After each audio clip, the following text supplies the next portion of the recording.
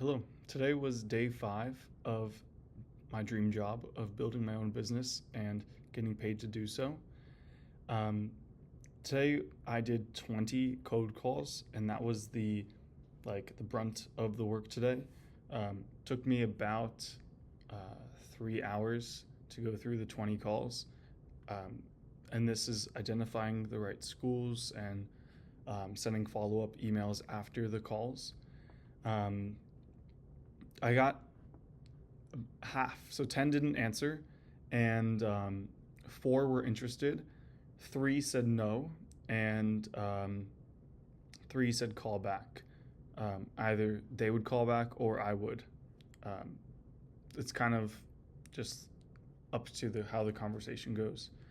Um, but yeah, so it was originally three interested and 11 didn't answer, and I just got a call back and this is now like 3 hours after all the calls, from one of the schools, and she was really interested. And so that one might actually lead to a meeting next week.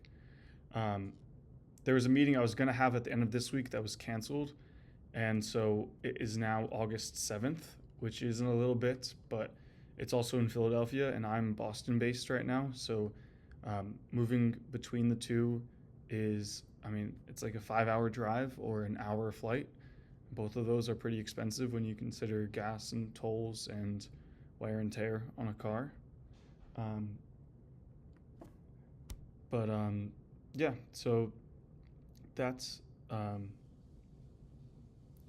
that was a lot of today. I didn't do any more development.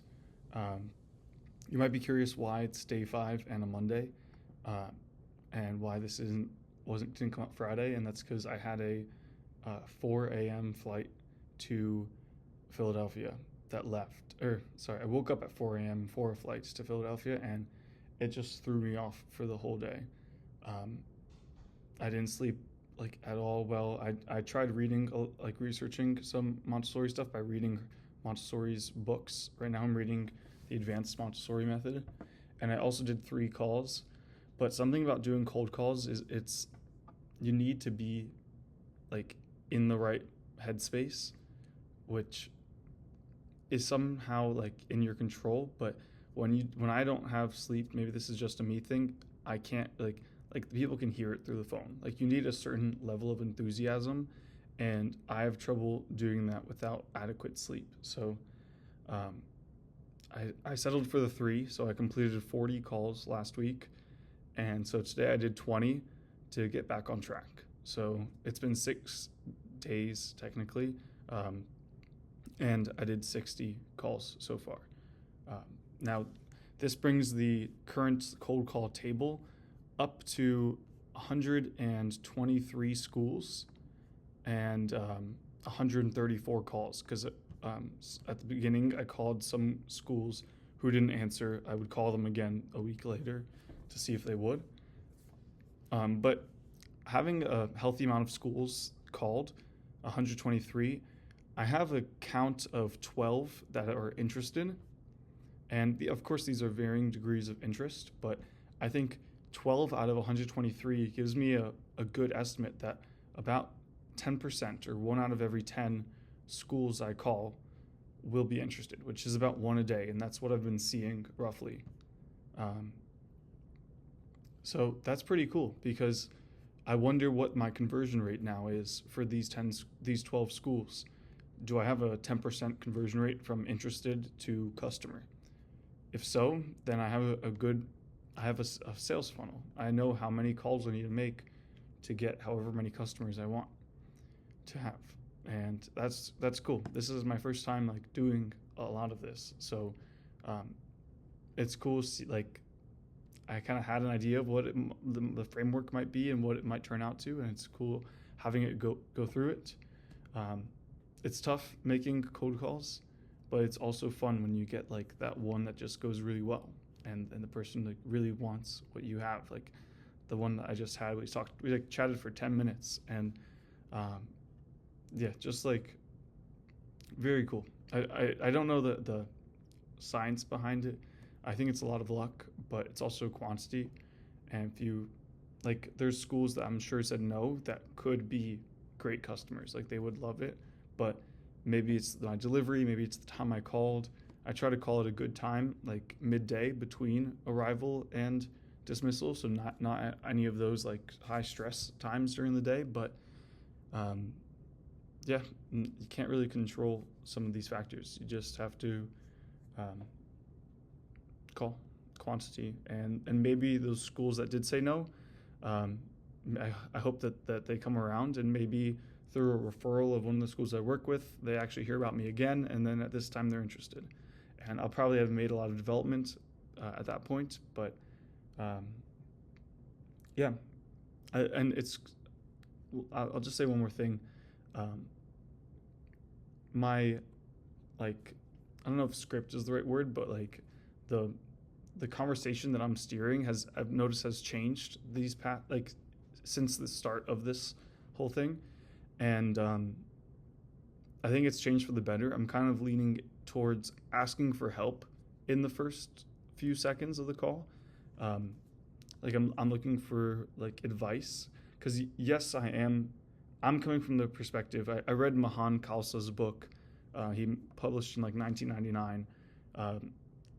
Let's Get Real or Let's Not Talk. It's a sales book, basically bashing traditional sales, and like the reason why we all have like this notion of sales people being sleazy, and that instead it should be a mutual exploration between me and the client, and we explore to see, is what I'm selling, is my solution the best for them? And I can't just tell them that. I need to figure out if that's true. So that's why I'm okay with this, like kind of being a little hidden of a way, where I'm saying, hey, I'm working with the school, and I'm trying to help them find a record keeping solution.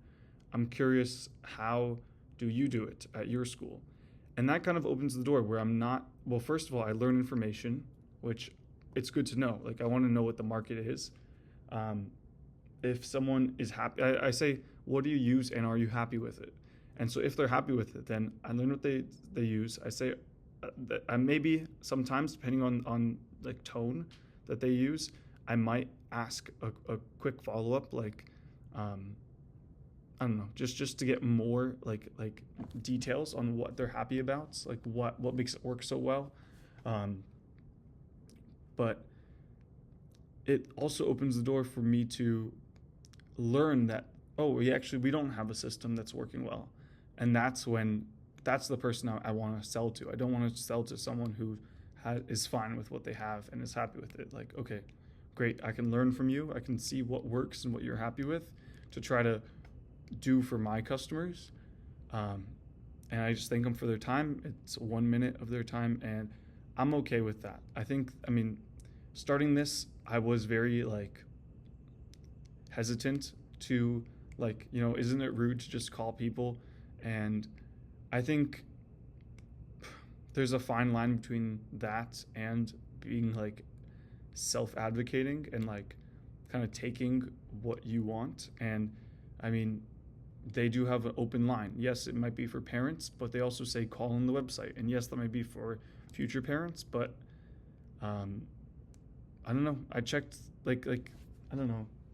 Legally, it's okay. I didn't make sure that's true, but that shouldn't be the only thing we go off of. I think it's also okay, because I'm going in it trying to provide them value, and I don't know if they're fine with it or not with what they have. So that's the first thing I ask is like, are you happy with your solution? And I might be a little selfish and say like, okay, can you tell me what you're happy about? And sometimes like I get a different answer, and that turns around and it's like, okay, well, now this person might be a customer because it turns out this person was just an administrator. When I say just, I don't mean that. I mean like this person is not a teacher and doesn't actually know. And then yeah, so that's it for today. I'm gonna try to finish up to page 100 of the Advanced Montessori Method, just so I can stay on a good pace with reading. But yeah, I think I made a good rebound after the Friday being kind of shaky, But yeah, in other news, it was my 22nd birthday on Saturday. So that was the reason I flew down. And I flew down so early because I wanted to see if I could meet with the school that's canceling their meeting with me this week to see if it could have been Friday. And I kind of did that without confirming with them because I hadn't heard from them yet, and so that did not end up happening. But I think it was a calculated risk. It didn't work, but I think the odds were in my favor, so I'm fine even if it didn't work. I think I made a good decision, and I just flew back to Boston last night, so yeah, excited for work tomorrow, and excited for day 6 tomorrow. See you.